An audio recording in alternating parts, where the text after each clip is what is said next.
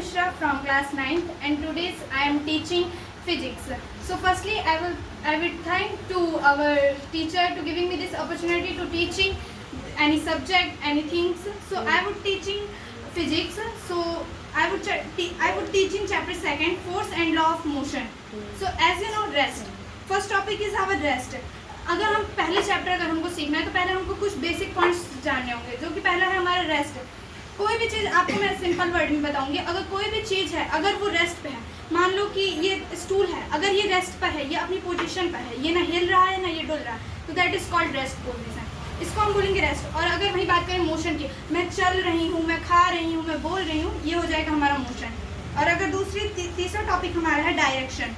Direction as you know, हर एक चीज़ का कोई ना कोई डायरेक्शन होता है. मेरा भी एक डायरेक्शन है. अभी मैं खड़ी हूँ यहाँ पर बोल रही हूँ तो मेरा भी डायरेक्शन है कि मैं फ्रंट ऑफ यू ऑल बोल रही हूँ.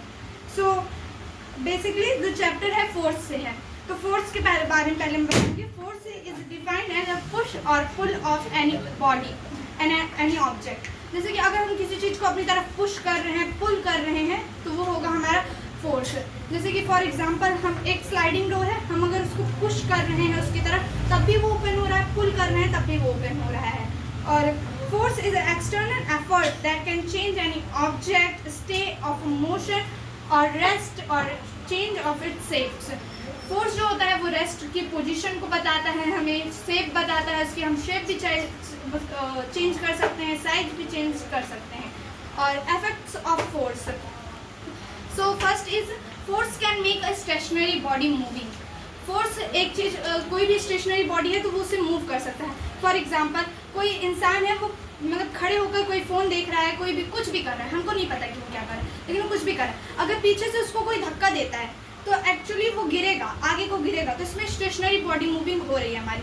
और जो दूसरा है force can stop a moving body. जो फोर्स है वो किसी भी अचानक से, अगर जैसे हम किसी कोई सामने से हमारी साइकिल आ रही है, अगर हम अपना फोर्स लगाकर उसको रोक सकते हैं. अब ये न मत करने लग जाना कि कोई ट्रक को रोकने लग जाए, क्योंकि अब ये तो पता नहीं चलेगा कि आप लोग शक्तिमान हो, वरना शक्तिमान समझ के सीधा डायरेक्ट ट्रक ही रोकने लग जाओ. सारे नॉर्मल चीज़ें जो हमारे फोर्स के अंदर है, खाली हम वही चीज़ रोक सकते हैं. Force can change the direction of the moving object. Force जो है वो किसी भी डायरेक्शन को चेंज कर सकता है मूविंग ऑब्जेक्ट को. मान लो कोई चीज़ सीधी जा रही है, एक व्हीकल से सीधा जा रहा है, अगर हम उसको इस साइड ले जाएंगे, लेफ्ट साइड ले जाएंगे तो वो लेफ्ट में जाएगा, राइट में ले जाएंगे तो राइट में जाएगा. और force can change the speed of moving body. जो फोर्स है वो किसी भी मूविंग बॉडी का मूविंग बॉडी की स्पीड चेंज कर सकता है. फॉर एग्जांपल कोई इंसान है, वो झूला झूल रहा है, अगर हम जिस फोर्स लगाकर जिस तरह से अगर उसको हम झुलाएंगे वो उसी तरह से झूलेगा, ना कि वो कोई अन्य गति में झूलना स्टार्ट करेगा. Force can change the shape and size of object.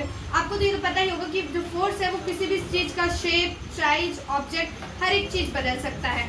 For example आटे की डो है मतलब कि अब उस पर अगर हम अपना प्रेशर लगाएंगे, हम अपना फोर्स लगाएंगे तो उसका साइज भी चेंज हो जाएगा, उसका शेप भी change.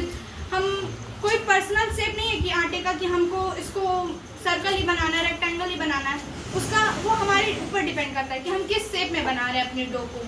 For example and now balanced force. As you know, force हमारे दो प्रकार के होते हैं, बैलेंस्ड और अनबैलेंस्ड. सो बैलेंस्ड फोर्स मैं बताऊंगी जहाँ पे दो या दो से अधिक फोर्स एक ही बॉडी पर, एक ही ऑब्जेक्ट पर अप्लाइज हो और जिसकी नेट वैल्यू जो हो वो जीरो हो, वो होगा हमारा balanced force.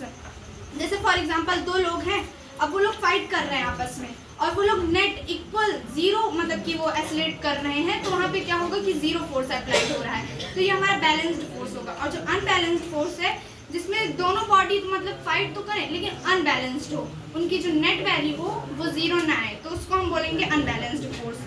And now second topic is our Galileo analyse motion. आपको पता होगा कि गैलीलियो ने ही एनालाइज किया था मोशन को. सो गैलीलियो ने ये भी ऑब्जर्व किया था कि जैसे कोई स्ट्रेट लाइन है, अगर हम उसमें मतलब कि ऊपर से मतलब कि नीचे की ओर बॉल छोड़ेंगे तो उसकी जो मतलब कि स्पीड होगी वो बहुत ही फास्ट होगी, और अगर वही बॉल अगर हम नीचे से ऊपर की ओर छोड़ें तो उसकी स्पीड जो होगी वो बहुत ही कम होगी. And now the second topic is Newton first law of motion. A body remain in the state of rest. Thank you.